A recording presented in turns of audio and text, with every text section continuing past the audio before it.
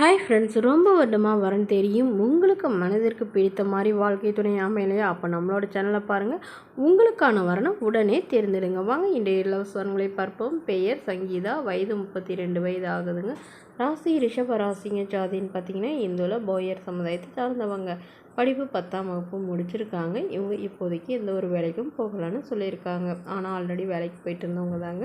So இப்போ இவங்களுடைய அம்மாவுக்கு கொஞ்சம் உடம்பு சரியில்லாதனால வேலைக்கு போகிறதில்லன்னு சொல்லியிருக்காங்க. இவங்களுடைய முகவரின்னு பார்த்தீங்கன்னா இவங்க விருதாச்சலத்தை சார்ந்தவங்க. மணமகளுடைய வசதி நிலைன்னு பார்த்தீங்கன்னா இவங்களுக்கு சொந்தமாக ஒரு 3 வீடுக்கு மேலே இருக்குங்க. வாடகைக்கு விட்டுருக்கிறதா சொல்லியிருக்காங்க. ஸோ இவங்களுடைய அப்பா தவறிட்டாங்க. அம்மா மட்டும்தாங்க.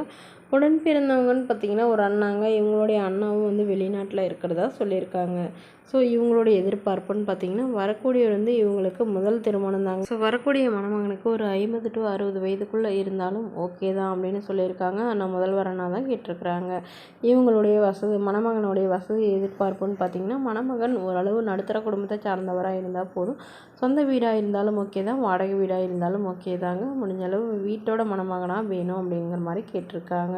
வரக்கூடியவருக்கு வேலை இருந்தாலும் ஓகே, இல்லைனாலும் ஓகே தாங்க. நாங்கள் ஏதாவது பிஸ்னஸ்க்கும் ரெடி பண்ணி தரோங்கிற மாதிரி சொல்லியிருக்காங்க.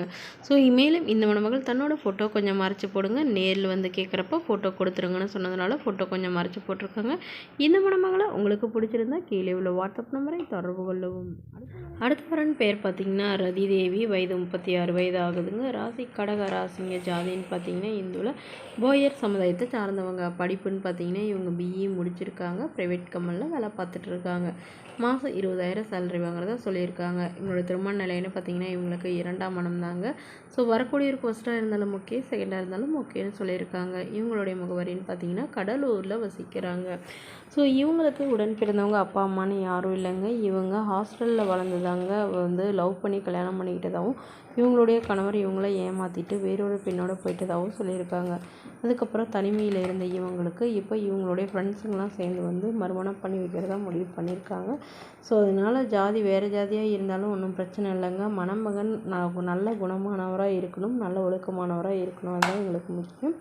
ஓரளவு படிச்சிருந்தா கூட போதுங்க. நல்ல ஏதாவது ஒரு வேலையில் இருக்கணும்னு எதிர்பார்க்குறாங்க. வாடகை வீடாக இருந்தாலும் ஒன்றும் பிரச்சனை இல்லைன்னு சொல்லியிருக்காங்க.